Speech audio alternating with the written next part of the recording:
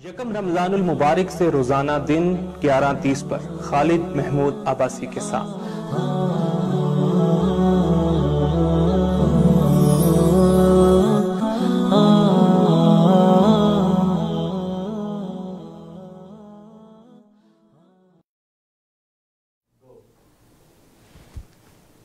जी अस्सलाम वालेकुम नाजरीन, मैं हूं फ़ारूक सुल्तान और आप देख रहे हैं प्रोग्राम जवाबनामा नवाज स्टूडियोज़ इस्लामाबाद से बराह रास्त ये प्रोग्राम नशर किया जा रहा है। सवाल जवाब पे मुश्तमिल प्रोग्राम रमज़ानुल मुबारक में रोज़ाना आपके सामने लेके आते हैं हम, और ये प्रोग्राम सवाल जवाब पे मुश्तमिल है। मुख्तलिफ सवालात जो हमारे व्यूअर्स हैं जो लाइव ये प्रोग्राम देख रहे होते हैं वो करते हैं, उसके हवाले से हम उनके आंसर्स हैं जो अपने पार्टिसिपेंट से लेते हैं।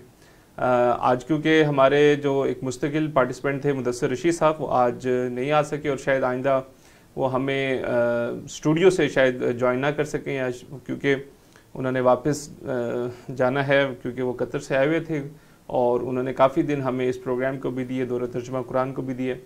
बहरहाल हमारे साथ जो इस प्रोग्राम के जो मेन पार्टिसिपेंट्स हैं और हमारे जो मेन स्कॉलर हैं खालिद महमूद अब्बासी साहब, वो इंशाल्लाह इस पूरे रमज़ान में इस प्रोग्राम में मौजूद रहेंगे। आप उनसे इस्तिफ़ादा हासिल कर सकते हैं, उनसे सवालात पूछे जा सकते हैं और इंशाल्लाह ये डिस्कशन हम जो हमारे मुख्तलिफ टॉपिक्स हैं जवाबनामा के वो लेके आएंगे। और कोशिश ये है कि अगले वीक में हम कुछ स्पेशल एपिसोड्स भी लेके आएँ जिसमें डॉक्टर साहब की सोशल थाट, ख़ास तौर पे जो 3 गोशे हैं पॉलिटिकल सिस्टम के हवाले से और कुछ इकनॉमिक सिस्टम के हवाले से, उस हवाले से भी इंशाल्लाह बातचीत होगी। और उस हवाले से अगर कोई तजावीज़ हैं तो वो भी आप हमें भेज सकते हैं। इस प्रोग्राम को मज़ीद कैसे बेहतर किया जा सकता है उस हवाले से अपने आरा जो है वो ज़रूर शेयर कीजिए, और ताकि आपका फ़ीडबैक हमारे लिए बहुत अहमियत का हामिल होता है। बहरहाल आज के प्रोग्राम का आगाज़ करते हैं। इस दौरान अगर कोई आपका सवाल हो, हमारे इस वीडियो जो हमारी लाइव वीडियो चल रही है इसके कमेंट सेक्शन में आप अपना सवाल दे सकते हैं, और इसी तरीके से हमारा फ़ोन नंबर है, हमारा SMS और व्हाट्सएप नंबर है, इस पे भी अपने क्वेश्चंस जो है वो आप भेज सकते हैं। हमारे एक व्यूअर हैं और उन्होंने खालसा क्वेश्चन भेजा है और ये व्हाट्सएप पे भेजा है, और नाम मैं उनका, क्योंकि वो मेरे पास नंबर सेव नहीं है, सिर्फ उनका फ़ोन नंबर आ रहा है बाहर का।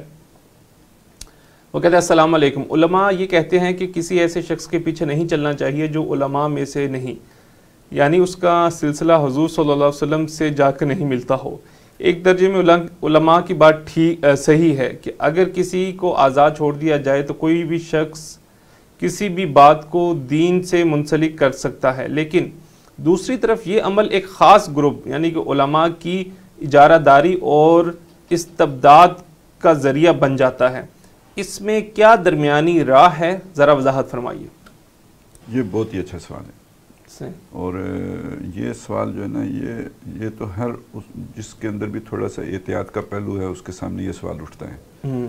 तो इस चीज़ को समझ लीजिए कि देखें, जो हमारे पास दीन पहुंचा है ना, वो उन्हीं लोगों के ज़रिए से पहुंचा है जिन्होंने अपनी ज़िंदगियाँ दीन के लिए वक्फ की हैं, और उन्हीं को आमतौर पे हम उलमा कहते हैं। और यानी इसमें मैं कहना ये चाहता हूँ कि सिर्फ अल्फाज या किताबों की अहमियत नहीं है, शख्सियात की अहमियत हर दौर में रही है। सही है, ठीक हो गया। और कुरान मजीद भी आया है तो साथ नबी सल्लल्लाहु अलैहि वसल्लम है, और कुरान के साथ सुन्नत की जो अहमियत है उससे आप वाकिफ़ हैं। फिर हुज़ूर सल्लल्लाहु अलैहि वसल्लम ने अपने बाद फरमाया अलैकुम बिसुन्नती व सुन्नतिल खुलफ़ाए राशिदीन अल महदीयीन। तो वो जो खुलफ़ाए राशिदीन अल महदीयीन हैं उनकी एक तशरीह की गई है कि जो दौर खिलाफत राशिदा है उसमें तो वो 4 थे ही थे, लेकिन उसके बाद जब वो मुनक़सिम हो गया सिलसिला तो फिर 3 मुख्तलिफ शोबे बन गए। एक हुक्मरानों का शोबा है, यानी सियासत में वो खुलफा हुए हुजूर के। एक इल्म का शोबा है जहाँ उलमा उनके खुलफा बने, और एक ये भी राय दी जाती है कि एक वो जो भी आपका तज़किये का और लोगों की एक बातनी तरबियत का जो शोबा है, तो सूफिया गोया उसके खलीफा बने, उनकी खिलाफत उनके पास आई। तो जिस शोबे में भी फिर आपने रहनुमाई लेनी हो तो उस शोबे के लोगों से लेंगे कि जो हुज़ूर सल्लल्लाहु अलैहि वसल्लम की गोया तालीमात की जाननशीनी कर रहे हैं। तो ये बड़ा स्ट्रांग आर्गूमेंट बनता है कि आप जो है ना उन लोगों की पैरवी करें कि जो जिन्होंने ज़िंदगियाँ उस शोबे में वक्फ़ की हैं। तो दीन के मामले में ज़ाहिर है फिर उलमा से आपने रहनुमाई लेनी होगी। अब हमारे दौर में आके एक प्रॉब्लम बनी है वो प्रॉब्लम जो उन्होंने खुद हाईलाइट कर दी है। ये वो दौर है कि ये सिर्फ अब शोबा नहीं रहा है, ये एक पेशा भी बन गया है साथ। ठीक है ना, ये अब सिर्फ शोबा नहीं है, ये एक प्रोफेशन है। और वो जो कहा गया था ना हदीस में, आखिरी दौर की निशानियाँ आई थी, और उनमें से एक निशानी ये थी कि लोग दीन का इल्म दुनिया कमाने के लिए हासिल करेंगे। मतलब और भी बहुत सी निशानियाँ हैं, तो एक निशानी ये भी है कि दीन का इल्म दुनिया कमाने के लिए हासिल होगा। तो जब ये चीज़ हुई तो अब इसके साथ जो है ना स्पेशलाइजेशन के साथ डॉक्यूमेंटेशन भी होगी कि जी अब आपके पास बाकायदा एक रिटन सनद होती है, तो अब आप एक मुस्तनद आलिम दीन कहलाते हैं। बाकी आप अगर किसी के साथ किसी की सोबत में रह के कुछ आपने सीखा है तो वो समझा नहीं जाता कि ये आलिम दीन है। अब इस एतबार से जब देखेंगे तो कुछ लोगों पे ठप्पा लग जाता है कि ये आलिम दीन नहीं है, जैसे मौलाना मौदूदी पे लग गया, जैसे डॉक्टर इसरार अहमद पे लग गया। जब दूसरी तरफ से आप देखेंगे, जो मैंने तरतीब आपके सामने रखी है, तो बहरहाल आप मौलाना मौदूदी रहमतुल्लाह अलैह की ज़िंदगी का भी मुताला कर लें, वो मुस्तनद आलिम दीन है। उनके पास शायद लिखी हुई सनद ना हो, लेकिन वो मुस्तनद आलिम दीन है। उन्होंने उलमा से इस्तिफ़ादा किया है, वो पढ़ते रहे हैं। और इसी तरह अगर आप डॉक्टर साहब को देखें, इनको तो आप अच्छी तरह जानते हैं ना, वो अपनी 4 सोर्सेज क्यों बयान करते हैं। आप उसमें देखें मौलाना अमीन हसन इस्लाही हैं तो मुस्तनद आलिम दीन है। इसी तरह उनके उस्ताद जो थे हमीदुद्दीन फराई तो मुस्तनद आलिम दीन है। फिर यह है कि अगर वो बात करते शब्बीर अहमद उस्मानी की और शेखुल हिंद की, तो ये मुस्तनद उलमा हैं। अच्छा, इनकी सोबत में नहीं रहे, लेकिन इनकी तालीमात से इस्तिफ़ादा तो किया ना, अपनी बात जो कह रहे हैं उसको जोड़ तो इन लोगों के साथ रहे। सही। अगली बात यह है जिसका बहुत से लोगों को नहीं पता कि जब डॉक्टर साहब ने एम.ए. इस्लामियात किया था, तो बाकायदा वो पूरा अरसा एक मुंसलिक रहे, एक आलिम दीन थे, शायद मुंतखबुल हक कादरी उनका नाम था, जब मैं थोड़ा सा अगर हाफ़िज़ा मेरा सही काम कर रहा हूँ तो ये पूरा अरसा उनकी सोबत में रहे। वैसे भी आपको पता है कि डॉक्टर साहब जब कोई ऐसी बात कहते थे जो उनकी वो ख़ास तौर पे दीनी फ़राइज़ से मुताल्लिक़ हो या ये वो, तो उसे फिर ऐसे उलमा जिनको वो समझते थे कि ये रास्तगो हैं, उनके सामने उसे रखते भी थे ताकि उनसे राय ले लें। उनकी तनकीद को भी सुनते थे, देखते थे, फिर उसको वे भी कर लेते थे कि भाई ये तनकीद इनकी किसी ख़ास तनाजुर में तो नहीं है और ऑब्जेक्टिवली ठीक है, यानी वो तो खुद वे करते थे, लेकिन ये कि उनके सामने पेश ज़रूर करते थे। तो कहने का मतलब ये है कि आज के दौर में किसी भी आदमी को अगर दीन का काम करना है तो वो इन लोगों से अपने आप को बिल्कुल काट के करेगा, तो फिर बड़े ख़तरात में अपने आप को डालेगा। ठीक है ना। लेकिन दूसरी तरफ ये कि वो कहे कि मैं वही कहूँगा जो ये कह रहे हैं, तो फिर वो कर भी नहीं सकेगा। अच्छा। हाँ, वो फिर कर भी नहीं सकेगा, इसलिए कि जो वो कह रहे हैं, वो कह जो रहे हैं, तो उसी ने तो उम्मत को यहाँ पहुँचाया है। अगर वो कहना जो इस वक्त वहाँ उसकी जो ये हालत ना होती, ये ज़ुबू हाली ना होती, तो सोचना तो आपको पड़ेगा। लेकिन जो आपने सोचा है उसे फिर तलाश करें कि ये जो जिन्हें हम उलमा कहते हैं, या जो नबी सल्लल्लाहु अलैहि वसल्लम के इल्म के वारिस हैं, इनके यहाँ वो चीज़ पाई जाती है नहीं। मैं कहता हूँ ये नहीं हो सकता कि पूरे ग्रोह में पाई जाती हो वो सारी शय, सब लोग उसे ऑन करते हो, लेकिन ये कि उसमें ज़रूर कोई ना कोई आलिम ऐसा आपको मिल जाएगा कि जिसने वो बात कही होगी जो आप कहना चाहते हैं। तो अब बजाय इसके कि आप वो बात कहें कि ये मैं कहता हूँ, आप उस पर रख के कह दें। नहीं, ये जो आप कह रहे हैं कि सोचा जो आपने सोचा, ये मतलब कहा जा सकता है, इल्ज़ाम भी लगता है, ज़हनी खतरा भी तो हो सकता है। नहीं, कॉमन सेंस होती है ना, जो आप सोचेंगे। अकल किसी भी मसले का जब हल पेश करेगी, तो वो जो मैंने पेश किया, अगर मेरे अंदर माकूलियत है और आप में भी माकूलियत है, तो ये तो दोनों अलग-अलग सोच के भी तो एक ही नतीजे पे पहुँचेंगे। ठीक है ना। अब मसलन एक हाल मुस्लिम लीग ने पेश किया था, कायद आज़म ने पेश किया है, पाकिस्तान जो इंडिया पाकिस्तान मसले का था। एक तो चीज़ें ना दीन का इल्म है, उसमें तो खैर वो चीज़ें तो वहाँ होंगी, लेकिन जो मसाइल इमरानी मसाइल खड़े हो रहे हैं, तो जी, तो उसको आप दीन की रोशनी में जब देखेंगे, तो एक हाल उन्होंने पेश किया, तो बहुत से उलमा ने कहा कि ये ठीक है। उसमें हाँ वो एतराज़ात आ गए, वो मुत्तहिदा कौमियत वाले और दो कौमी नज़रिए वाले, तो वो किसने मबरहन किया कि दीनी तौर पर यह बात ठीक है, दो कौमी नज़रिए वाली बात ठीक है। वो उलमाई का एक तबका था ना जिसने उठ के वो बात की है। तो आपको ऐसे लोग ज़रूर मिल जाएंगे, ऐसे मतलब हर मकतब फ़िक्र में होते हैं, ये नहीं कि किसी ख़ास ही ग्रोह में होते हैं। आप समझें कि उलमाए हक़ नहीं किसी एक ही जगह पाए जाते हैं। तो आपको वहाँ से मतलब कंसल्ट ज़रूर करना चाहिए, पता ज़रूर करना चाहिए। आप हमारे इस दौर में ख़ास तौर पे जब अब मीडिया पर्सन भी उठ के तो अल्लामे बन गए हैं और स्कॉलर बन गए हैं और दीन पर आरा देना शुरू कर दिया उन्होंने, तो फिर बाज़ लोग ऐसे हैं कि जो वाकई आलिम हैं, बहुत बड़े आलिम हैं, मुस्तनद नहीं है, लेकिन ये कि आलिम हैं, अल्लामे हैं, लेकिन वो आज़ाद ख्याल हैं और बिल्कुल ही वो जिसे कहते हैं ना खुद ही बराह रास्त कुरान मजीद समझ कर तो लोगों को समझाने की कोशिश करते हैं।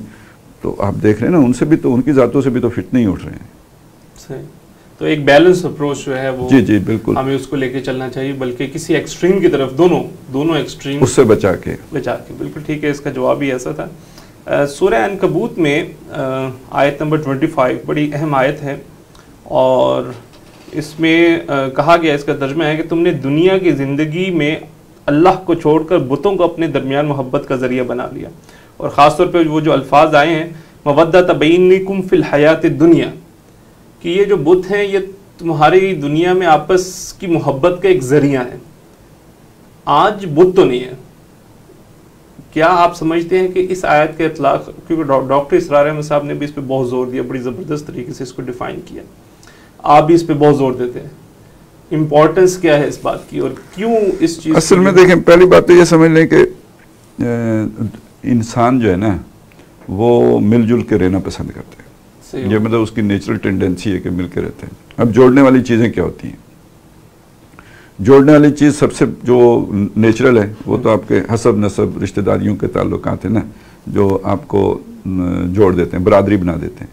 और आपको पता है कुरान मजीद में एक और जगह भी इसका जिक्र है, वह फसीलत हिल्लती तूवी, ये जो ख़ानदान है ये आपको मुश्किलात से निकालता है, आपको काम आता है, गोला कले का काम करता है आपके लिए, जो दाएं बाएं से आप पर वो आते हैं। अच्छा, अब हमारे दौर में आके ये ख़ानदान की हैसियत इख्तियार कर ली है सबसे हायर लेवल पे मुल्क ने। आपकी जो रियासत है ना, जिसके आप बाशिंदे हैं, वो आपको प्रोटेक्शन देते हैं ना। पहले ये प्रोटेक्शन आपको ख़ानदान देता था, अब ये प्रोटेक्शन आपको स्टेट देती है। फिर उसके इदारे हैं, ये जो आपका पुलिस का महकमा होता है, ये अदालतें, ये सब किस लिए हैं? आपको प्रोटेक्ट करने के लिए। ठीक है।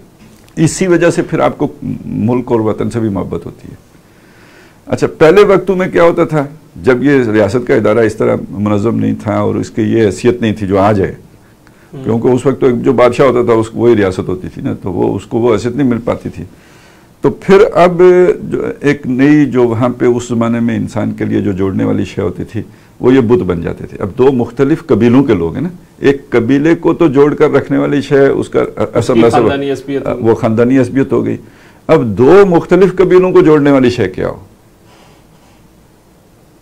खून तो है नहीं, खून तो मुख्तलिफ हो गए, बल्कि वो तो तोड़ने वाली शय है। तो उससे कोई हायर लेवल की शय होगी जो उन्हें जोड़ेगी। तो वो किसी भी ऐसे माशरे में आपको पता है कि ये जो बुत परस्ती आती थी उसका सबब ये बनता था कि वो बुत पर सब जमा हो जाते थे, वो उनके जोड़ का जरिया बन जाता था। यही शय आगे बढ़कर ये जो नेशन स्टेट का तस्वुर आया, इसमें ना वो बुत फिर बनाया है नस्ल को। और ये आप तारीख में देखें तो उसकी मिसाल जो है ना, अगर किसी ने पेश की है या इसको समझा है, तो अल्लामा इकबाल ने इसका जिक्र किया, इन ताज़ा खुदाओं में बड़ा सबसे वतन है, जो पैरहन इसका है वो मज़हब का कफन है। सही हो गया। यानी वो पहले जो काम बुत करते थे वो अब ये वाली जमात वतन करना शुरू हो गया। अच्छा, इसकी जो हमारे दीनी तारीख में जो सबसे ऊंची मिसाल है ना, वो है अकबर का दौर। अकबर ने क्या कोशिश की थी? अकबर ने यही कोशिश की थी कि यार ये जो मुख्तलिफ मज़ाहिब हैं, इन सबको जमा करके अगर एक मज़हब पर सबको जमा कर लिया जाए तो हिंदुस्तान की हिंदुस्तान बहुत ताकतवर हो जाएगा। उसके अंदर एक असबियत जो है ना वो पैदा हो जाएगी जो उसे मजबूत कर देगी। तो ये सारी चीज़ें हैं कि जो आपकी, यानी जिसे आप कहें कि एक आइडियालॉजी आपको जोड़ लेती है, वो झूठी आइडियालॉजी क्यों ना हो, वो आपके अंदर इत्तेहाद और इत्तेफाक और आपके जोड़ का ज़रिया बन जाती है, आपकी बामी मोहब्बत का ज़रिया बन जाती है। मवद्दत बैनिकुम फिल हयातिद दुनिया, इस मानी में। तो ये तो अब पूरी दुनिया में एक मशहूर हकीकत है और मानी हुई हकीकत है। इस पर तो थ्योरीज मौजूद हैं। अब डॉक्टर साहब ने जिस चीज़ को पॉइंट आउट किया वो ये किया कि देखें, ये तो झूठी बुनियादें बनती हैं ना। आप जब सच्ची बुनियाद यानी तौहीद की बुनियाद पर आते हैं तो वो भी तो आपके दरमियान यही इत्तेहाद और इत्तेफाक पैदा करती है ना। हाँ, वो भी तो नजरिए की मोहब्बत, बल्कि उस जैसी कोई भी नहीं कहते। कुरान मजीद ये कहता है कि नबी, अगर आप ज़मीन की सारी दौलत खर्च कर देते तो इनके दरमियान वो इत्तेफाक नहीं पैदा कर सकते थे जो हमने पैदा कर दिया है। तो ठीक है ना, ये तो तौहीद भी पैदा कर देते। तौहीद तो है ही वहदत से ना, वो आपको भी जोड़ देती है, आपको भी बुनियादें मरसूस बना देती है। तो ये नज़रिए की असल में तो वैसे है भी यही बात कि ये जो मादी किस्म की चीज़ें हैं जो आपको जोड़ती हैं ये आर्जी साबित होती हैं, और जब नज़रिया आपको जोड़ता है और आपके दरमियान मोहब्बत और मवद्दत पैदा करता है तो वो एक दायमी हकीकत होती है, एक मुस्तकिल और ज़्यादा मजबूत है, और उसकी वो जड़ ज़्यादा गहरी है। असलुहा साबितुन व फरुहा फिस समा, उसकी जड़ ज़्यादा गहरी होती है। लेकिन जो अगली बात डॉक्टर साहब ने कही है वो ये कि ये नज़रिए के साथ वाबस्तगी ज़्यादा देर तक बरकरार नहीं रहती, अनदेखी है ना। वो क्यों? वैसे भी देखे ना, इंसान वही बात है, वही नेचुरल टेंडेंसी ये भी है ना कि वो मादियत की तरफ जाता है, आसानी की तरफ, आसान, यानी वो जो ठोस हकायक होते हैं उनको उनकी तरफ उसका ड्रेन होता है ना, उसकी तरफ, तो जैसे पानी नशेब में बहता है इस तरह उसका रुझान उस तरफ होता है जो ठोस हकायक होते हैं। अनदेखे हकायक जो कॉन्सेप्चुअल हैं उनकी तरफ मशक्कत करनी पड़ती है ना, तवज्जो मुर्तकिज करके रखनी पड़ती है उसकी उस चीज़ की तरफ।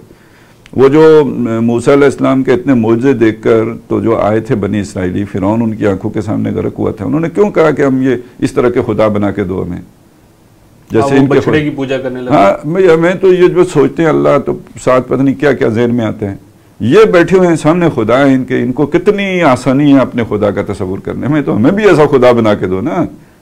अच्छा, जिसको फोकस करना आसान। उन्होंने उन तमाम मौजज़ात को अपनी आंखों से देखा। यही तो मैं कह रहा हूँ ना कि इसके बावजूद उन्होंने क्यों कहा, ये नहीं था कि वो अल्लाह जो है ना उसके नाशुक्रे थे या ये था, असल ये मुस्बत जज्बात है कि भाई सामने होगा तो आसानी से इताअत होगी, तवज्जो मुर्तकिज होगी, ये अनदेखे को मानना। तो मैं जो बता रहा था वो ये कि कॉन्सेप्चुअल चीज़ों के मुकाबले में कंक्रीट चीज़ों की तरफ इंसान का रुझान होता है। ठीक है। अब कंक्रीट चीज़ें क्या हैं, वो यही कुछ है, मादी जो आपकी बंधन है, मादी बंधन है वो है।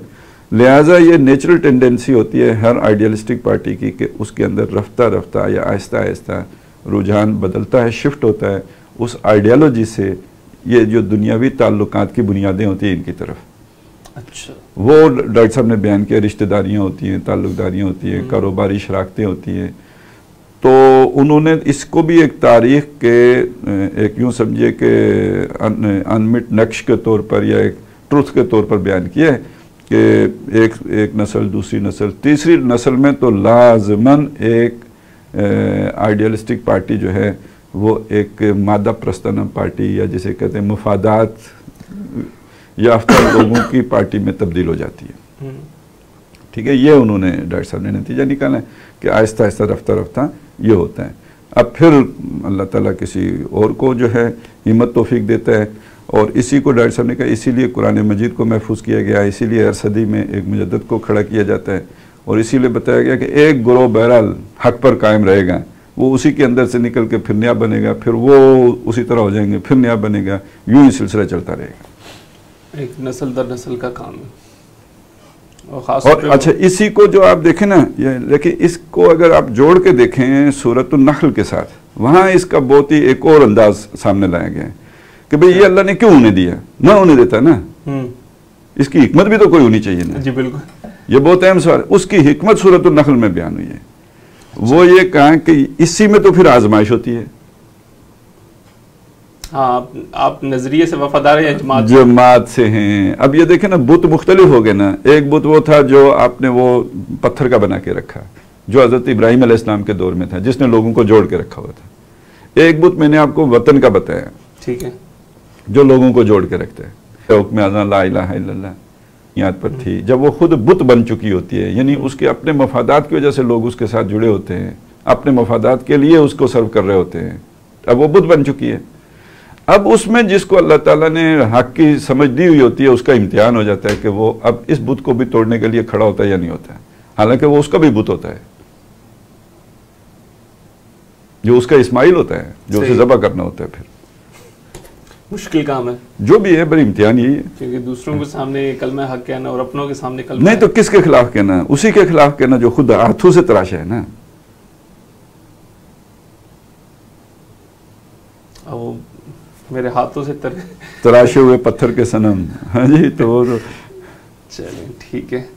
बहरहाल मोहम्मद खालिद साहब कहते हैं कि एक ग्रोह जो इनकलाबी जमात होने का दावेदार हो, बुनियाने मरसूस कैसे बन सकता है? हाँ जी, बुनियाद महसूस देखें बनने के लिए ज़रूरी है कि जिस इनकलाब दावेदार होने से तो इनकलाबी नहीं हो जाता ना, उसके लिए कोई आइडियोलॉजी चाहिए, कोई नज़रिया चाहिए, ठीक है ना। वो नज़रिया उसे इनकलाबी बनाएगा। वो नज़रिया अगर इनकलाबी है तो वो इनकलाबी होगा, अगर ना दावा तो आपको मालूम है नवाज शरीफ साहब भी करते थे कि हम इनकलाब लाएंगे। ये अगर आप इमरान खान साहब को भी तजिया करें तो तब्दीली का मतलब क्या था? इनकलाबी उसका भी मतलब है। दावा करना एक अलग बात है, फिर वाकई वो ग्रोह इनकलाबी है या नहीं, तो सबसे पहले देखा जाएगा कि उसके पास कोई रेवोल्यूशनरी आइडियोलॉजी है या नहीं है। और रेवोल्यूशनरी आइडियोलॉजी के लिए ज़रूरी है कि वो जो नज़रिया जो आपने दिया है वो इज्तिमाई गोशे, ज़िंदगी के जो इज्तिमाई गोशे हैं, सियासी निज़ाम, माशी निज़ाम, समाजी निज़ाम, उनमें से किसी कम अज़ कम एक में तो बुनियादी तब्दीली लाने का जोर उसके अंदर मौजूद हो। जोहर और डॉक्टर साहब के अल्फाज तो ये हैं कि उस इज्तिमाई निज़ाम के किसी गोशे पर तेशा बन के गिरता हूँ, उसकी यानी जड़ों पर गिरता हूँ, बुनियादी फ़र्क हो उसमें तब वो इनकलाबी नज़रिया है। अब ये जो इनकलाबी नज़रिया है, ज़ाहिर ये तो माशरे के रुझानात से बिल्कुल मुख्तलिफ है, लोग तो इससे वाकिफ़ नहीं हैं। सही है। वहाँ जो सेटल्ड सिस्टम है उसमें एक सियासी निज़ाम की अपनी रवायात हैं, माशी निज़ाम की अपनी रवायात हैं, समाजी निज़ाम की अपनी रवायात हैं और बड़ी मुस्तहकम रवायात होती हैं। आपका नजरिया इनकलाबी है, जिसका मतलब यह है कि इन रवायात से मुतसादिम है, कॉन्फ्लिक्ट करता है, फ्रिक्शन क्रिएट करता है, रवायत शिकन है, तब इनकलाबी है, वगरना इनकलाबी नहीं। रवायत के मुताबिक है तो तेशा बन के किधर गिरेगा। ये जो नजरिया है आपका, जब आप इस नजरिए पर दिलो जान से यकीन लाते हैं, यही ठीक है। ये जो सारा कुछ है ना, जो स्ट्रक्चर मेरे सामने खड़े, ये गलत है, ये नजरिया सही है, तो इसका नतीजा क्या निकलेगा कि ये सारी जो मेन स्ट्रीम है ये आपको अपने तीरों का हदफ बनाएगी, आपकी तनकीदों का हदफ बनाएगी, आपको बुरा कहेगी, आपको अपने से निकाल बाहर फेंकेगी। अखरजू हम, वो जैसे हज़रत लूत अलैहिस्सलाम को कहा, निकालो बाहर इनको, इन्नहुम उन्नासुन यततहरून, बहुत ज़्यादा नेक बड़े, लेकिन हमारे दरमियान इनका क्या काम है। तो अब आप यानी आप ज़रा अपने उस नज़रिए के साथ अगर आपकी कमिटमेंट नहीं होगी उस लेवल की, तो आप ये सारी कुर्बानियाँ कैसे दे सकते हैं। तो ऐसा ही दूसरा मार खाया हुआ आदमी जो आपके नजरिए से मुतफिक होकर आपके साथ मिलेगा, तो जरा आप अपनी बामी मोहब्बत और मुअद्दत का अंदाजा लगाएं, जो वो भी अजनबी, आप भी अजनबी, दो मजलूमों के दरमियान कायम होगी ना, कि कैस जंगल में अकेला है मुझको जाने दो, खूब गुजरेंगी मिल बैठेंगे जो दीवाने दो। तो ये दो दीवाने जब आपस में मिलेंगे तो उससे वो बुनियाद महसूस वजूद में आनी शुरू होगी। लेकिन अगर माशरे के साथ इनका कॉन्फ्लिक्ट ही नहीं है, वो नजरिए को उस तरह वाबस्तगी नहीं, माशरा को मतलब मैं बहुत आयल, यानी खानदान से शुरू होगा ना। आप माशरा एक समंदर है, आप एक फर्द हैं, आपकी माशरे के साथ सिरत कहाँ से मिलेगी, साहिल कौन सा है, आपकी फैमिली, आपका फैमिली स्ट्रक्चर है, ठीक है ना, वहाँ यानी आपकी फ्रिक्शन वहाँ पे है। तो ये मार खाए हुए लोग आपस में जब जुड़ते हैं तो इनकी बड़ी, जैसे कहते हैं ना, मजबूत ताल्लुक वजूद में आता है नजरिए की बुनियाद पर। और ऐसा मजबूत ताल्लुक आपने दुनिया जहाँ में देखा, इनकलाबियों के दरमियान जो मोहब्बत होती है वो किसी के दरमियान नहीं होती, लेकिन उसकी शर्त यह है कि वो वाकई इनकलाबी हों, उनकी उस नजरिए के साथ वाबस्तगी हर दूसरी वाबस्तगी से बालातर हो। यही वजह है कि कुरान मजीद ने आपको जगह जगह बताया कि तौहीद, इसके मुकाबले में आपकी सारी रिश्तेदारियाँ हेंचें, इनकाना अबाउकुम व अबनाउकुम व इख्वानुकुम, ये सारा, और वो जो हाँ, और सब कुछ तो उस मालो दौलत दुनिया, ये रिश्ता व पैबंद, बुताने वहम व गमा, ला इलाहा इल्लल्लाह।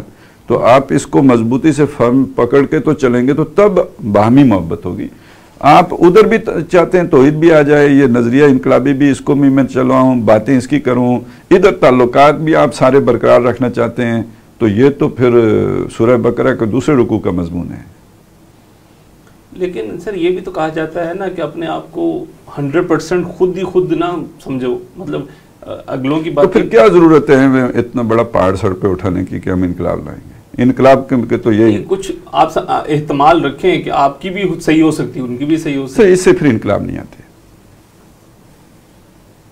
हो सकता है यही दानिश्वरी हो और यही आप इसे एक अच्छा नाम भी कोई दे दें कि यही जो है कोई इंटेलेक्चुअल मोडेस्टी का तकाजा यही है, ठीक है, लेकिन इनकलाब शिनकलाब के नाम लेना छोड़ें।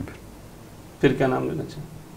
इस्लाह का ले लें, अच्छा काम करने का ले लें। और भी दुनिया में बड़े अच्छे काम है, लोग सड़कों पे पड़े बच्चे पालते रहते हैं, वो बुरा काम है क्या? उसमें ये होता है ना कि जब आप अपनी मौक़िफ़ के ऊपर इतने रिजिड हो जाते हैं तो उसमें ख़तरा शिद्दत पसंदी का होता है, और फिर जमातें या असल में तो इनकलाबी अपने नज़रिए के लिए शिद्दत पसंद होता है,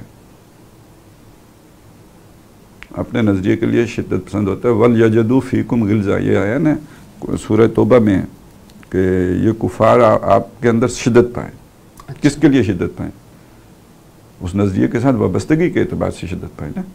और ये जो बार बार कहा गया है, जो आपको जो ना वला तो तेल काफिरीन वल मुनाफिकीन, ये काफिरों की इताअत न करो, मुनाफिकों की इताअत न करो, ये क्या मतलब है इताअत करने का? उनकी बात ही ना सुनो, कान ही ना धरो, क्या करें? वला तो ते कुल्ला हल्लाफिम महीन हम्माज़ि मशाइम बिनमीम मन्नाइल लिल खैर मुतदिन असीम उतुल बाद ज़ालिका ज़नीम, इनकी बात ही ना सुनो, इनके प्रोपेगेंडे का असर ही ना लो, तासुर ही ना लो इनकी बात का। यहाँ इताअत का मतलब तो ये है। वला तोते मन अगफलना कल्बहु अन ज़िक्रिना, तो मतलब उनको आप लिफ्ट ही नहीं कराओ भाई, उनको अहमियत ही ना दो। तो ये तो शिद्दत आपके अंदर नहीं होगी नजरिए की, तो आप कैसे चलेंगे? अच्छा, हमारे साथ सऊद हुसैन साहब हैं, कहते हैं अस्सलाम वालेकुम। लिबरलिज्म, मॉडर्निज्म, सेकुलरिज्म, इस तरह बहुत से दूसरे इज़्म पर भी कोई प्रोग्राम करें, इन तमाम नज़रियात और अफकार पर रोशनी डालें और इनमें फ़र्क भी वाज़े करें। बहरहाल उनकी तरफ से एक सजेशन है। ये तो रमज़ान में तो नहीं हो सकता ना। जितने इज़म्स हैं उन इज़म्स को जो है वो लेके चलें।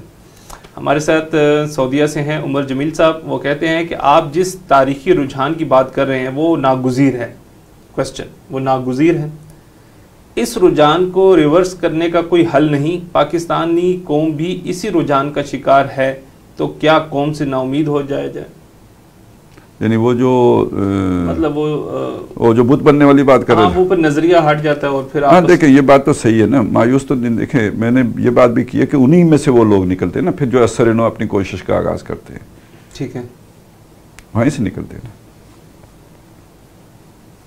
लेकिन हैसियत मुजमुई फिर आप उनसे असल में मसला ये है कि हमारे यानी अब एक आपके सामने नेचुरल टेंडेंसी तो आ गई ना, वो ये है, ठीक है। अब आपने अपनी कामयाबी के लिए आखिरत में वो करना है जिसको आप हक समझते हैं, तो कट जाना है, तो यही तो सारा कुरान मजीद आपको सिखाता है। इब्राहीम अलैहिस्सलाम के उसवे पे अमल करो, तो वो क्या है? कटने का अमल ही है।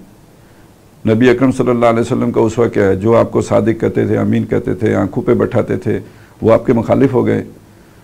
आप कह सकते हैं ना हुजूर के ने ऐसा अमल किया जिसके रद्द अमल में मुखालिफ हो गए, और यही उनका इतराज़ भी था। हज़रत शुएब अलैहिस्सलाम को तो उन्होंने क्या भी दिया, यार नमाज़ें पढ़ा करो, ये तुम्हारी नमाज़ें ये भी सिखाती हैं तुम्हें कि हम उनकी इबादत न करें जिनको हमारे आबा व अजदाद पूछते रहे हैं, ठीक है ना। तो यही सुन्नत है, यही आज ही उम्मतुम वाहिदा। लेकिन उसमें सर एक चीज़ वाज़े मतलब ये जहाँ भी है कि वो जो नज़रिया है वो मुस्तहज़र है।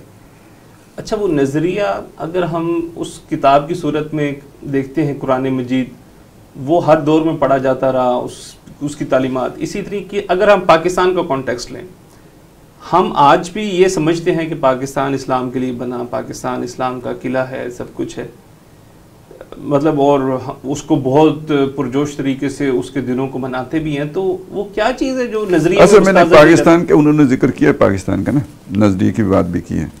पाकिस्तान के हवाले से उम्मीद रखने की एक बात और भी है ना, वो ये है कि पाकिस्तान ने एक जज्बाती तौर पे तो लोगों ने एक वक्त में पाकिस्तान का मतलब क्या ला इलाहा इल्लल्लाह के नारे लगा दिए, तो जिसे कहते हैं फिल वाक़े सोच समझ कर अला वजिल बसीरा कुल हाज़िही सबीली अदू इल्लल्लाह अला बसीरतिन अना व मन इत्तबानी के अंदाज में, तो कभी भी उस नज़रिए को बहसीयत कौम हमने अडॉप्ट नहीं किया है।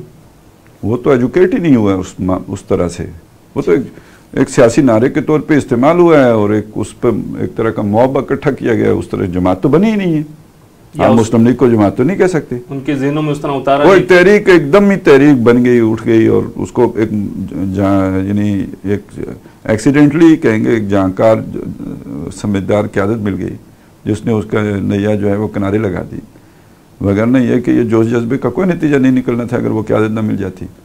वो नेचुरल ग्रोथ नहीं हुई है उस क़यादत की, ये तो मिन जाने कांग्रेस में पली बड़ी और फिर मिन जाने बिल्ला हुआ वो जो कायदे-ए-आज़म मिल गए। मैं सिर्फ कायदे-ए-आज़म की बात कर रहा हूँ, बाकी सारे भी होते तो ये काम नहीं होना था। अच्छा, तो वो तो अल्लाह ने बस दे दिए, उससे हो गया। और जैसे वहाँ मूसा अलैहिस्सलाम आ गए थे बनी इसराइल क्या कर सकते थे अगर मूसा अलैहिस्सलाम न होते तो वो तो एक यूं समझ लीजिए कि अभी हमने एक नारा लगाया, उससे अपनी जज्बाती वाबस्तगी की भी बात की है। बासियत कौम उसकी समझ ही नहीं है, अभी किसी ने समझाया ही नहीं कि उसके मतलब क्या है, उसके तकाजे क्या हैं। ये चीज़ तो इस कौम के सामने कभी आई नहीं। उस तरह की नजरियाती तरबियत इसकी अभी तक वो कायद आज़म की तरफ ये बात मंसूब की जाती है, पता नहीं कि मेरी जेब में खोटे सिक्के, तो गोया जमात तो तैयार ही नहीं हुई थी। वो सिक्के अगर कुछ किसी दर्जे में थे तो मौदूदी साहब के पास थे, वो जमात तैयार कर रहे थे, नजरियाती जमात। सही। इनका इलाक हो जाता है ना कि हमें पाकिस्तान के बाद, तो फिर बात ठीक होती है। कुछ वैसे आया तो था, फिर मौदूदी साहब आए, तकरीर चले, वो तो बस अल्लाह को मंजूर नहीं था ना। लेकिन ये कि बहरहाल मैं वैसे नहीं, वो अगर मगर जो शैतान वाला है वो उसके ठीक है। फैसल रहमान साहब कहते हैं कि ये उन्होंने आयत कोट की है कि या अय्युहल्लज़ीना आमनू अतीउल्लाह व अतीउर रसूल व उलिल अम्रि मिनकुम। उलिल अम्रि मिनकुम का मतलब जमात की क़यादत है, हुकूमत है या रियासत, और किस हद तक इताअत है? देखें, पहली बात तो यह है कि जब कुरान मजीद में ये आयत नाजिल हुई तो ज़ाहिर है उससे मतलब तो रियासत ही है ना, जो आपके उलुल अम्र हैं, यानी जिनके ज़िम्मे उम्मत के मसाइल रखे गए हैं। और इस वक्त जो आपके जो भी होगा उलुल अम्र, फिर वो दो हो जाएंगे, एक आपके सियासी हुक्मरान हैं और दूसरे आपने जिनको बना लिया है अस खुद वो होंगे। लेकिन ये जो भी हों, इसमें इन्हीं अल्फाज पर अगर आप गौर करें तो इसमें एक फ़र्क है। अल्लाह और रसूल दोनों की इताअत, यानी से पहले इताअत का लफ्ज़ है, अमर का सीगा है, अतीउल्लाह व अतीउर रसूल है। ठीक है। तीसरी दफ़ा जब उलिल अम्र आया तो फिर अतीउ नहीं आया, वो अतीउ उलिल अम्र नहीं आया, तो इसका मतलब ये बराबर नहीं है। अच्छा, देखिए ना, ये होता है ना अतीउल्लाह व रसूलहु व उलिल अम्र मिनकुम, फिर भी बराबर हो जाते हैं। दो के साथ अतीउल्लाह तो या फिर ये होता है अतीउल्लाह व अतीउर रसूल व अतीउ उलिल अम्र मिनकुम, तो तब एक जैसा होता है ना। ठीक है। तो दो के साथ तो अतीउ दो दफ़ा आ गया, तीसरे के साथ नहीं आया, तो ये एक इशारा है कि ये इसमें फ़र्क है। अच्छा। तो वो फ़र्क ये है कि पहले दो की इताअत मुतलक है, गैर मशरूत है, जो फरमाए वो आपको करना है, कोई क्वेश्चन उठाए बगैर करना है, आपका कोई इख्तियार नहीं है उनके किसी हुक्म के मुकाबले में अपनी राय देने का।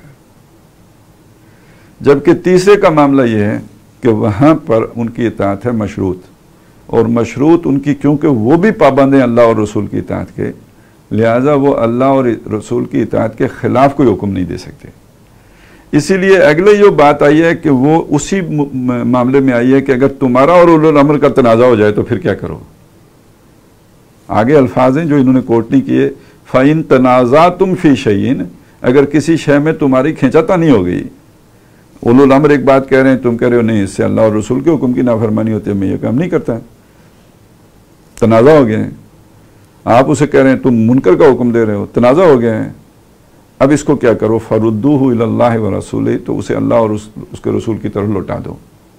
अब लौटा देने का मतलब यह है कि अल्लाह और रसूल ने जो मेयार बनाए हैं, जो अहकाम दिए हैं, उस पर परख के देख लो। अब ये देखने के लिए कोई तीसरा फरीक चाहिए, क्योंकि दो फरीक तो उनके दरमियान तो तनाज़ा है, तनाज़ा हो गया। ठीक है, ठीक है ना। तो पहले वक्तों में शूरा होती होगी या जो भी है, लेकिन ये कि मौजूदा दौर में ये काम अदलिया, जदीद रियासत में ये काम अदलिया के पास होता है कि वो अगर फ़र्ज़ करें कि आपका आइन है, उस जैसे कुरान और हदीस की हैसियत आज आइनी होगी, हुकूमत की हैसियत जो है वो जैसे इंतज़ामी की नौयत की है, वो हुक्म दे रहे हैं, और फ़र्ज़ करें उन्होंने कोई ऐसा कानून बनाया जो आइन से मुतसादिम व मुकन्नन ने ऐसा कानून बना दिया है, तो आप अदालत में जाके चैलेंज करते हैं ना कि ये आइन के ख़िलाफ़ है। सही है, ठीक है। तो गोया आज की हैसियत वो अदलिया के पास होगी, आप उसे वहाँ लेके जाएंगे। तो अब ये हमारी दीनी जमातों को सीखने का काम है कि अगर वो प्योर दीनी स्पिरिट के साथ अपनी जमात बनाना चाहते हैं और लेके चलना चाहते हैं, तो जब वो उलिल अम्र बनाते हैं, कुछ लोगों को ये इख्तियार देते हैं कि जी इनकी इताअत होगी, इनके फैसलों की पाबंदी की जाएगी, तो साथ ही एक ऐसा इदारा भी बनाना चाहिए कि बिलफर्ज किसी मसले में अगर जो भी उलुल अम्र हैं जमात के, उनके और जो उनके ताबईन हैं उनके दरमियान अगर किसी मसले में, दीनी मसले में इख्तिलाफ हो जाता है कि ये हुक्म तो आपका गलत है, कुरान और सुन्नत से मुतसादिम है, आप वो हुकूक मांग रहे हैं जो कुरान और सुन्नत ने आपको दिए नहीं हैं, तो फिर वो कोई ऐसा उलुल अम्र की बॉडी होनी चाहिए या जो एक कहना चाहिए कि जो है ना अदालत किस्म की या काजी किस्म की, कि जो फिर उन दोनों के दरमियान फैसला कर सके कि इसमें अल्लाह रसूल का हुक्म ये है, वो तनाज़े से निकलने का वे आउट। इसलिए कि ये वो चीज़ है। देखें, बात ये है कि जब हम लोगों को कहते हैं एक बात कि आप अगर मर गए और आपने बैत ना की हुई तो आपकी जालत की मौत होगी। अच्छा। मम माता वलई सफ़ीनों की बैतुन माता मीततन जाहिलियतन, ये सुनाते हैं ना आप। जी बिल्कुल। इसी से डर के बंदा फिर आपकी तरफ आता है। तो ये इस सवाल का आखिर क्या जवाब है कि चले मैंने तो बैत कर ली है आपकी, मैंने आपकी बैत कर ली है, मैं तो बैत में आ गया हूं, अब मैं मरूंगा तो जालत की मौत नहीं मरूंगा। आपने किसकी की है? आप अगर किसी हुदूद कुयूद के पाबंद नहीं हैं, आप पर कोई ज़ाब्ता नहीं लगता, आप अपनी मर्जी से चलने वाले हैं,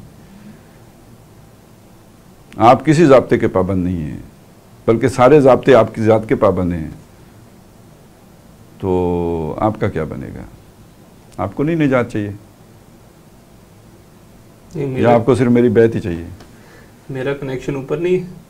अगर हो तो ठीक है, नबी का था।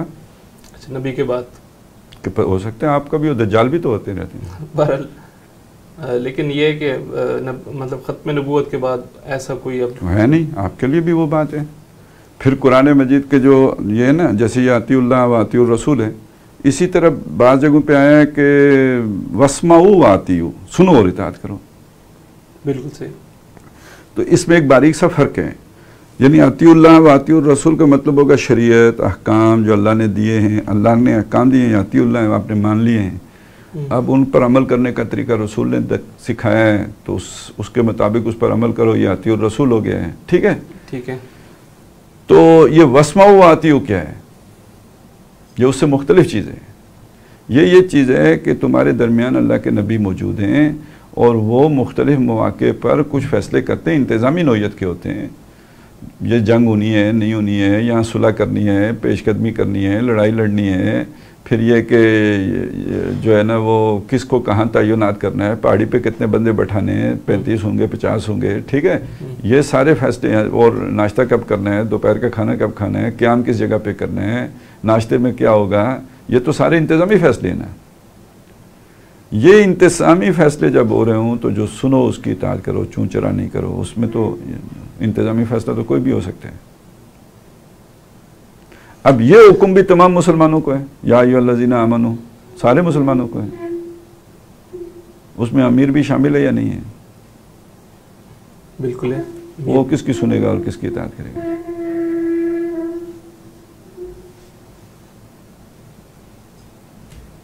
कोई तो होगा ऊपर। तो मैं यही कह रहा हूँ ना, कोई तो बना के रखें।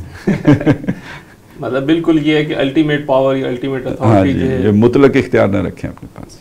लेकिन सर एक इस चीज़ को ज़रा, इस कॉन्सेप्ट को वाजे कर दें।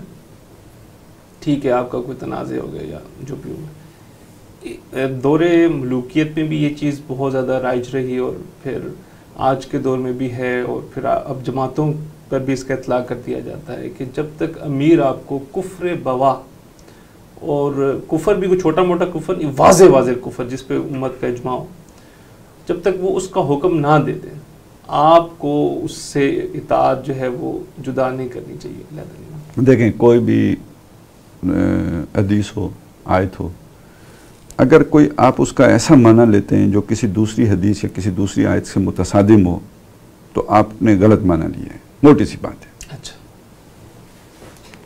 इस तसव्वुर के ख़िलाफ़ कई अहादीस मौजूद हैं। मसलन आप देखें कि जो वो अक्सर बयान भी करते हैं कि नबी के उम्मती होते हैं, अवारी होते हैं, वो उसकी सुन्नत को मजबूत पकड़ते हैं और उसके अमर की इत्तिबा करते हैं। या खुज़ूना बेसुन्नतिही व यक्तदूना बेअमरिही सुम्मा इन्ना तख़लुफ़ु मिन बादिहिम खुलूफ़ुन, फिर नाखल्फ आ जाते हैं। यक़ूलूना मा ला यफ़अलून, जो कहते हैं वो करते नहीं। वह यफ़अलूना मा ला युमरून, जो करते हैं उसका उन्हें हुक्म नहीं दिया गया। इसमें कुफ्र तो है नहीं, लेकिन मन जाहदहुम बियदिही फ़हुव मोमिनुन, जो उनसे जहाद करेगा हाथ से वो मोमिन है। व मन जहादहुम बिलिसानिही फहुव मोमिनुन, जो ज़ुबान से जहाद करेगा वो मोमिन है। व मन जहादहुम बिक़ल्बिही फहुव मोमिनुन व लैसा वराअ ज़ालिका मिनल ईमान हब्बतु खर्दल, ईमान ही नहीं है। अगर दिल में कुड़न और जलन और चुभन भी नहीं है तो सही, ठीक है। अब अगर वो वाला माना ले लें जो आप ले रहे थे या जो लेते हैं जिसको आप कोट कर रहे थे, तो फिर इस हदीस को क्या करेंगे? मतरूकुल अमल करार देंगे, मनसूख करार देंगे, रद्द कर देंगे, ज़ईफ़ करार देंगे, कुछ तो करें ना इस बेचारी का भी। फिर और सिर्फ ये एक जगह नहीं है, कुरान मजीद जो आपको सारी तालीम देता है, बल्कि आप कॉमन सेंस की बात करें, सेकुलर स्टेट के अंदर, सेकुलर स्टेट के अंदर जिसको कुफर समझा जाता है उसका हुक्म तो आज कोई रियासत भी नहीं देती, आप काफिर रियासत भी नहीं देती। हाँ, तो फिर जिद्दोजहद का जवाब क्या है आपको? तो जिद्दोजहद का जवाब खत्म हो गया। फिर तो आप कोई, यानी इस वक्त हमारे जो हुक्मरान हैं इन्होंने कुफर का हुक्म किसको दिया है? आप इनके काफिर होने का फतवा दे सकते हैं। आपने अलग जमात बना के क्यों फिर ये कोशिश शुरू की है? किस बुनियाद पे लोगों से बैत लेनी शुरू करती है?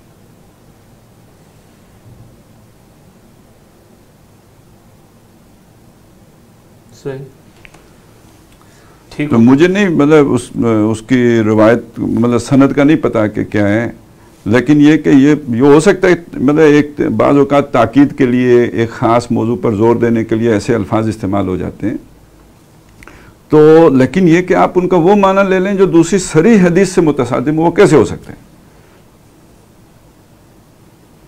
ठीक है, ये मोहम्मद नासिर राजपूत साहब हैं और इन्होंने कुछ क्वेश्चंस किए। मैं उनसे ज़रा गुजारिश करूँगा कि आपका ये जो क्वेश्चन है कि कल की जो हमारी एपिसोड है जवाबनामा में, उसमें हमने डिटेल से डिस्कस किया था और आपने वो भी बात की थी कि, लेकिन इसमें कुछ डिफरेंसेस भी हैं। चलो मैं दोबारा पढ़ लेता हूँ कि आपने तंजीम से लैदगी के बाद कोई नई तंजीम बना ली है, अगर बनाई है तो उसकी तफसीलात कहाँ से मिलेंगी?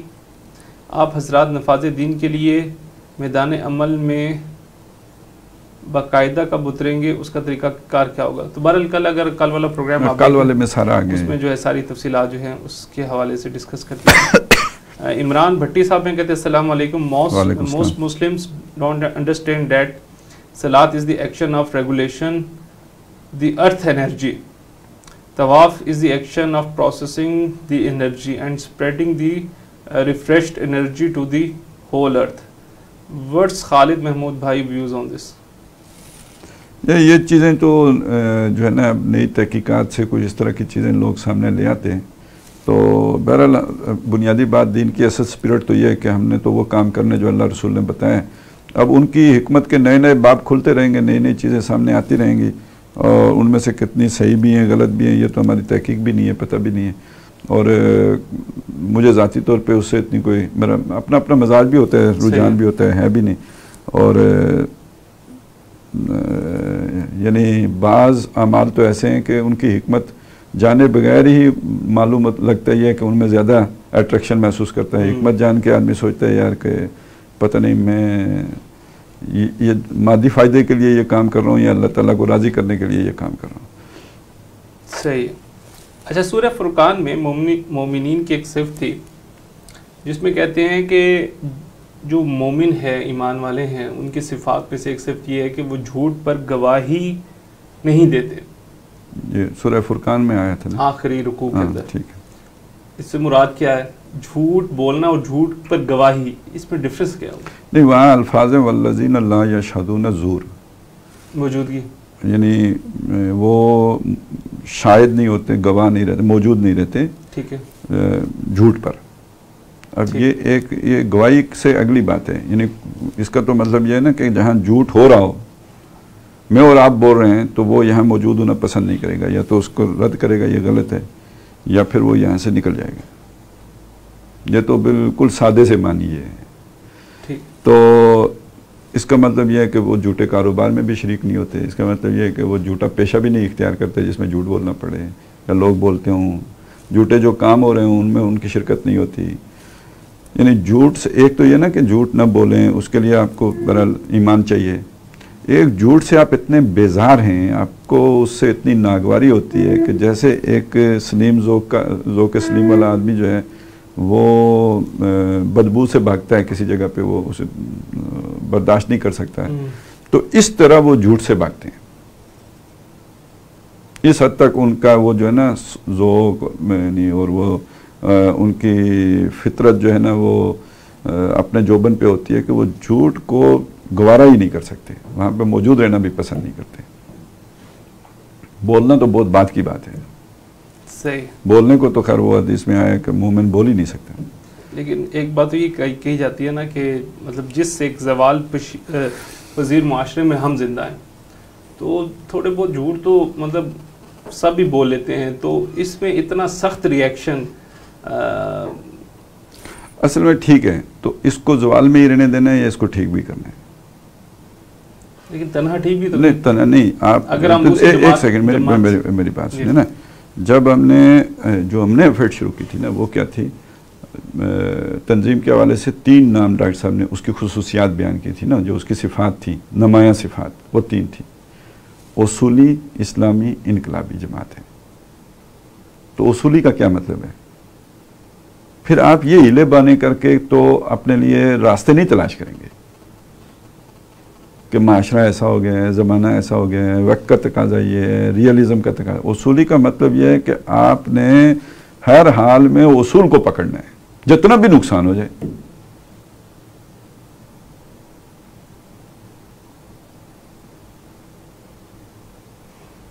तो फिर ये उसूली का अपने साथ जोड़ने का, झूठ बोलने की फिर क्या ज़रूरत है? चलें, ये तो मजबूरी हो गई कि आपको झूठ बोलना पड़ता है, माशरा ऐसा है, तो ये झूठ बोल के भी अपने आप को उसूली कहने का भी झूठ बोलने की ज़रूरत है। फिर ये तो डॉक्टर साहब कहते थे ना, ये तो नहीं कहते क्या उसूली है? नहीं तो अब भी लगा हुआ, तो वो उसूली का नाम साथ है ना, साहब का साथ है। वो तो चलें, डॉक्टर साहब ने किया, आप छोड़ तो नहीं सकते ना, लेकिन बहरहाल कभी ज़बान से ऐसा दावा तो नहीं किया, बहरहाल वल्लाह वाला। चलें जी, इसमें हमारे पास ओहो बहुत बड़ा क्वेश्चन आ गया, लेकिन बहरहाल ये इसको इमरान भट्टी साहब से गुजारिश करूंगा कि इसको ज़रा थोड़ा सा कंसाइज करके भेजें। हमारे साहब हैं जनाब मेहताब साहब, और वो कहते हैं कि आज तंजीम इस्लामी सादा लो मुसलमान को एक झूठे अमीर की इताअत और एक डिक्टेटर जमात की तरफ कुरान के ज़रिए दावत दे रही है। इन सादा लो मुसलमान भाइयों को क्या करना चाहिए? बज़ाहिर दावत आगे कुछ हो रहा है, लेकिन अंदर कुछ हो रहा है, अब लोगों को तो नहीं। बहरहाल अगर इस पे कोई कमेंट करना चाहे तो कर सकते हैं। चलें यार, इस पे मैंने कोई नहीं किया। मोहम्मद खालिद साहब कहते हैं कि तंजीम की क़यादत का नज़रिए से इनहराफ डैश डैश डैश वजूहात क्वेश्चन मार्क। अल्लाह ही जाने सर, हम तो नहीं जानते, लेकिन ये बात है कि बहरहाल इतना तो सबको ही समझ है कि जो भी तंजीम इस्लामी का नज़रिया है, जैसे अभी हमने बात की है जी, तो इससे तो बहरहाल एक फ्रिक्शन पैदा होती है ना, तसादुम की कैफियत तो पैदा होती है माशरे के साथ। और आज के दौर में कम से कम इस नैरेटिव के लिए गुंजाइश भी बहुत कम रह गई है। सही। तो अगर आप बहुत मतलब पहले ही से उस नज़रिए के साथ आपकी बहुत गहरी वाबस्तगी न हो, तो जब इस तरह की मुश्किलात आती हैं तो कुछ ना कुछ तो डमाती है ना। मतलब कई चीज़ें होती हैं, लालच भी होते हैं, मुश्किलें भी होती हैं, सख्तियों का डर भी होता है। तो जो वो हुज़ूर सल्लल्लाहु अलैहि वसल्लम से कहा जाता था एते बे कुरान इन गैरी हाजा व बद्दिल हो, इसीलिए कहा जाता था, मदानत इसीलिए की जाती है ना। और वो जो कहा गया वस्बिर नफ्सा कमाल लजीना यदून रब्बहुम बिलगदाति वल अशी युरीदून वजहु वला तादु ऐना कानहुम तुरीदु ज़ीनतल हयातिद दुनिया। तो ये सारा कुछ जो है, मैं तो ज़्यादा जो सख्त अल्फाज हैं वो सूरह जो बनी इसराइल में आए हैं, लौला अन सब्बतनाका लक़द कित्ता तरकनु इलैहिम शय्यन कलीला।